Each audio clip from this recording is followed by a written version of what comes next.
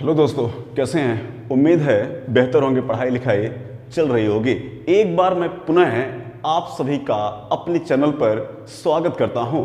यहां पर मैंने एक सवाल मेरे भाई नोट कर रखा है, जरा एक नज़र आप बोर्ड पर बना लीजिए। सवाल बड़ा ही प्यारे लेवल का है, जरा देखना, मैं पढ़ करके आपको सुनाता हूं।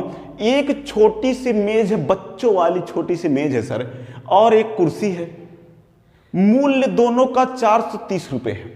दोनों का ज्वाइंट मूल्य जो है 430 रुपए है। कहानी जरा समझना। अच्छा, एक मिनट जरा समझना। मैं बिल्कुल यहां आपको पहले बता दूं, बिल्कुल बेसिक मेथड में आपको पहले बताने वाला हूं, जरा समझना मेरे भाई। कोई तकलीफ नहीं है, जैसा बोलेगा मैं वैसे ही करूंगा, अपनी कोनो कलाकारी नहीं दिखाऊंगा। जरा देखना, एक मेज है, एक कुर्सी है, दोनों का मूल्य है 430 रुपया।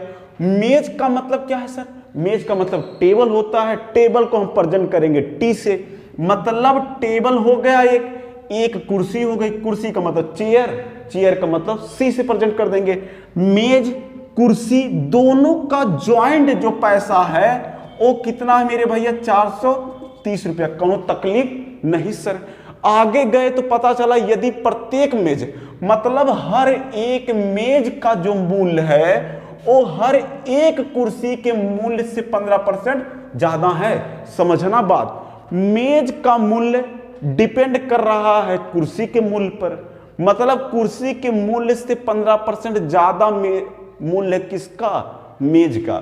तो मेज वाला तो अभी बाद में आएगा, लेकिन पहले हम पता करें कुर्सी का मूल्य कितना है ना सर।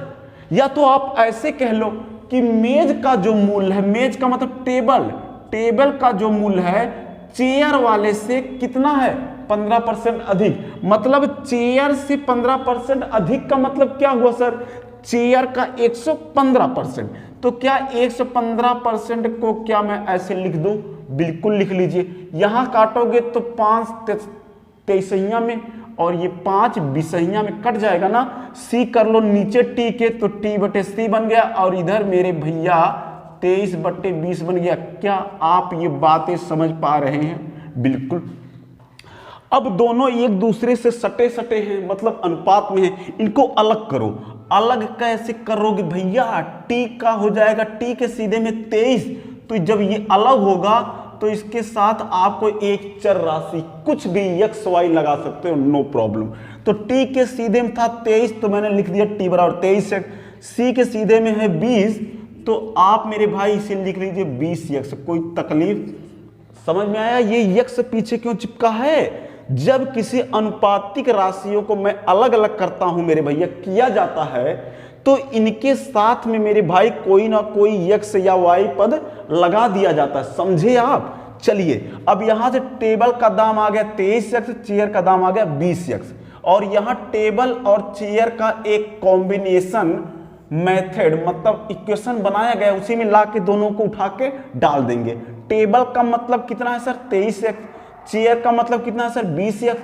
मतलब टेबल के स्थान पे अब मैं लिखूंगा 23 एक्स प्लस लगाऊंगा चेयर का मतलब है 20 एक्स। इसको नोट करो, तो ये हो जाएगा 20 एक्स इक्वल करके 430 दिया। कोनो तकलीफ भैया नहीं। दोनों को जोड़ोगे अगर मेरे भाई तो आएगा 43 एक्स। जोड़ लो, आ जाएगा। और इधर आपका 430 दिया है, काटेंगे तो आ जाएगा 10। किसके बराबर में? एक्स बराबर आएगा 10। कोनो तकलीफ नहीं सर। टेबल का दाम कितना था सर? 23 एक्स। तो एक्स को आप हटा करके जो है अब यहां पे क्या डाल दोगे? 10। तो 10 का यहां जब गुणा कराओगे तो आ जाएगा मेरे भैया 230। क्या समझ पाए आप? एक्स अब यहां से हट जाएगा। कितना डालोगे एक्स के स्थान पे? 10 रखोगे कि नहीं? जोड़ गुणा कराओगे तो आ जाएगा 200। किसका दाम आया सर? ये 200 चेयर का दाम। ये किसका दाम आया था? ये आया था टेबल का। ऑप्शन नंबर कौन सा? सी वाला। समझ पाए? बिल्कुल आपको ऐसे आराम से इजीली तरीके से लगा लेना है। चलिए भाई, एक मेथड मैं आपको यहां पे और दिखाने वाला हूं, इसका जरा ध्यान से देखना। मुझे पता है टेबल का और चेयर का दाम है 430, जरा समझना कहानी आप पहले। लेकिन एक बात, यहां तक मुझे कोई मतलब नहीं है क्या दिया है। आगे देखना, प्रत्येक मेज जो है कुर्सी से 15% अधिक मूल्य क्या है। मतलब मेरे भैया टेबल और चेयर का एक गजब का कॉम्बिनेशन है, दोनों में संबंध है। कैसा, जरा देखना, कुर्सी का जो भी मूल्य होगा उससे 15% अधिक मूल्य होगा मेज वाले का। मतलब मेज डिपेंड है चेयर वाले पे। चेयर का दाम मुझे पता नहीं है सर, तो हमने कहा घबराओ नहीं, चेयर का दाम मैंने निर्धारित कर दिया 100%। तो 100% जब ये है तो इसका मतलब ये 100% का 15% ज्यादा, इससे 15% ज्यादा होगा कौन, टेबल वाला। इससे 15% ज्यादा का मतलब ये हो जाएगा 115%। अनुपात लगा के परसेंट काट दो और ये हो जाएगा मेरे भैया कितना, 23 करके हो जाएगा 5 दसैया में 115, 5 बिसैया में हो जाएगा 100। समझे आप, मतलब टेबल का दाम आ गया 23, चेयर का दाम आ गया 20। कोई तकलीफ यहां तक, कोनो दिक्कत नहीं सर। अब देखा जाए तो दोनों का जॉइंट दाम कितना आ रहा सर, आएगा 43। यहां से दाम तो आ गया 43, यहां से दाम कितना है सर, यहां से दाम है 430 रुपए। तो दोनों का जॉइंट दाम 430 रुपए है। इसको अच्छा ऐसे कर लो, अच्छा नहीं लग रहा, 43 इकाई लिख लिया करो। ओके, 43 इकाई 430 के बराबर, तो यहां से कट करके एक इकाई जो आएगा वो 10 रुपए के बराबर में आ जाएगा। बात समझ में आई।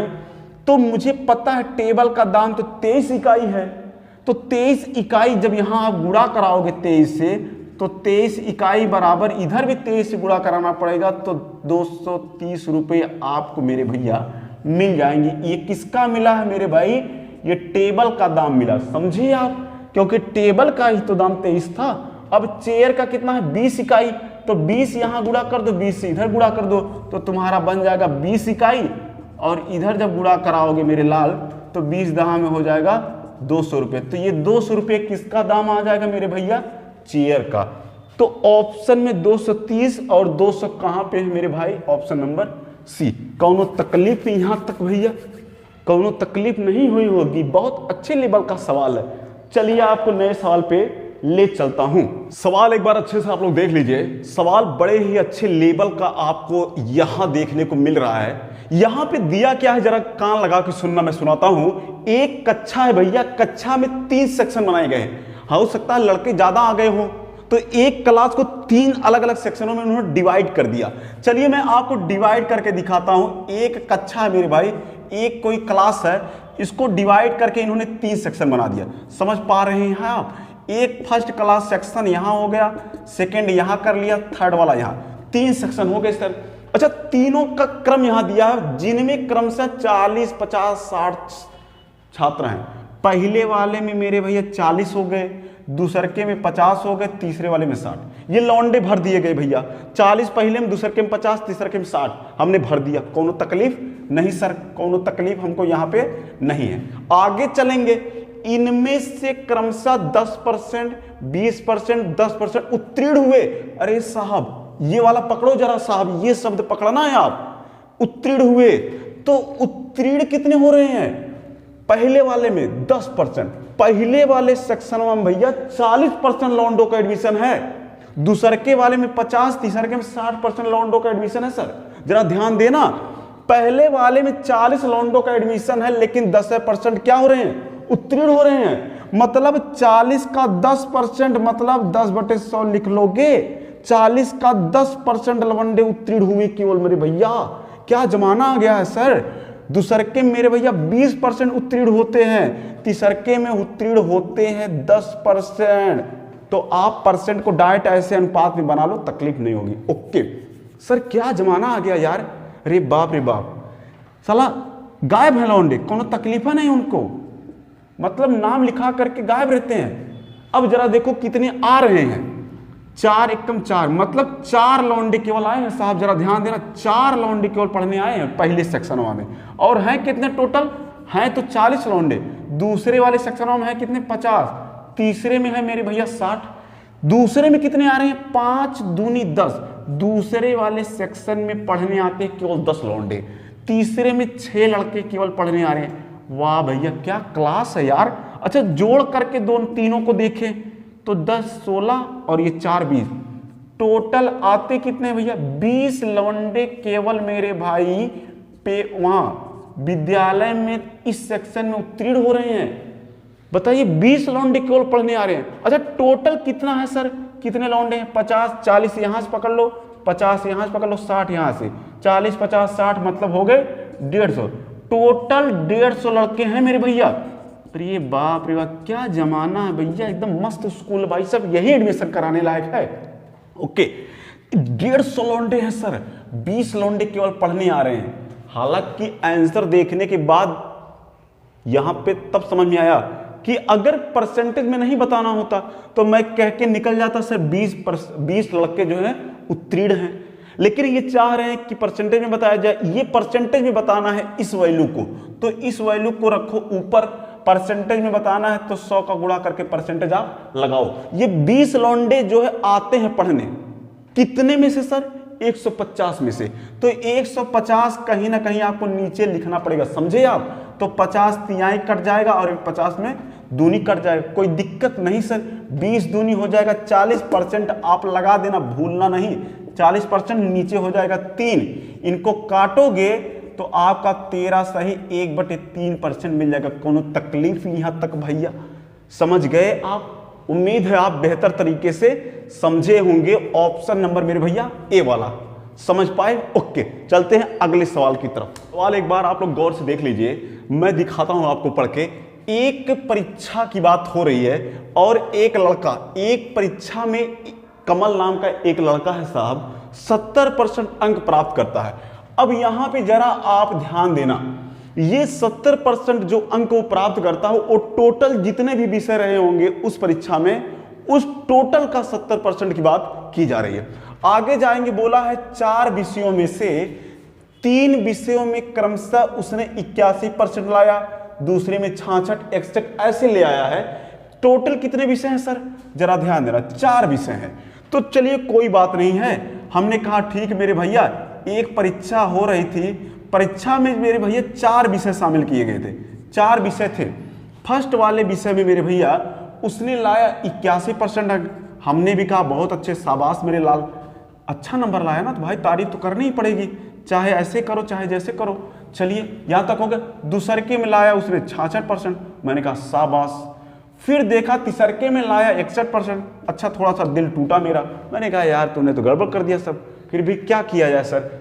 चौथे विषय में सर पता नहीं, हमसे पूछ लिए कि चौथे में कितना लाया। ऐसा लग रहा है जैसे कमल हमारा कोई दोस्त था साला, जैसे हम इसके बारे में जानते थे, हमसे पूछ रहे चौथे में कौन कितना लाया। अब भाई साहब हमारा दोस्त होता तुरंत पे फोन करके हम पूछ लेते, हमको तकलीफ नहीं उठानी पड़ती। लेकिन कोनो बात नहीं भैया, गणित आता है अपने को ना, निकाल के बता देते हैं। तो हमने कहा ऐसा है साहब, थोड़ा टाइम तो अभी निकाल के देते हैं। हमने कहा चौथे में साहब 1% है, तो कहे नहीं नहीं बढ़िया से निकाल के दो। हमने कहा 2 मिनट थम जाओ साहब। तो पहले में इतना, दूसरे वाले में इतना पा गया, तीसरे वाले में इतना लाया, चौथे विषय में हमने मान लिया 1% लाया है। और टोटल कितना हुआ जरा समझना बात। हर एक विषय 100% का है, हर एक विषय जो है पूर्णांक में 100% का है। तो 4 विषय है, एक विषय का पूर्णांक 100%, तो 4 विषय का पूर्णांक कितना हो जाएगा मेरे भैया? 400% हो जाएगा कि नहीं? बात समझना गौर से। 400% का चारों विषय का टोटल पेपर बना है, और इस पूरे 400 विषय में से ये 70% वोट पाता है, और सॉरी 70% अंक पाता है। टोटल 400% का अंक है विषय, उसका 70% ये मेरे भाई पाता है। तो 400 का 70% आप ऐसे कर सकते हो, बिल्कुल कर सकते हो। यहां दोनों को नहीं, चारों को आपस में जोड़ लीजिए, जोड़ोगे इन दोनों को कितना हो जाएगा? 1 1 2 और 6 जुड़ेगा तो हो जाएगा 8। ओके 6 6 12 12 8 20, समझ गए? मतलब आ जाएगा 208%। और ये 10% है, इसको आप इधर कर लीजिए, कोनो तकलीफ नहीं सर। यहां अगर देखा जाए 0 से 0 कट जाएगा, 7 चौक 28, मतलब कहीं ना कहीं 228% इधर आ गया, ये इधर जाके घट जाएगा, तो कहीं ना कहीं मेरे भैया ये 72% आ जाएगा। क्या आप बात समझ पाए? Option number D. यहां तक कोई तकलीफ नहीं हुई होगी, समझे आप? तो इस तरीके से छोटे छोटे सवाल आपके पेपर में बड़े अच्छे लेवल में पूछे जाते हैं, तो इन पे आप अच्छी सी नजर डाल करके इनको अच्छे से पकड़ना आप सीख लीजिए। चलिए, आपको यहीं पे मैं इस वीडियो की समाप्ति करता हूं। बाकी जो बातें होगी अगले एपिसोड में हम लोग करने वाले हैं, तो इसी मुद्दे पे बात होगी आगे की तरफ थोड़ा सा, समझ गए आप? तो बहुत बहुत धन्यवाद आपका मेरे भाई। चलिए, आज मैं इजाजत यहीं पे चाहता हूं। बहुत बहुत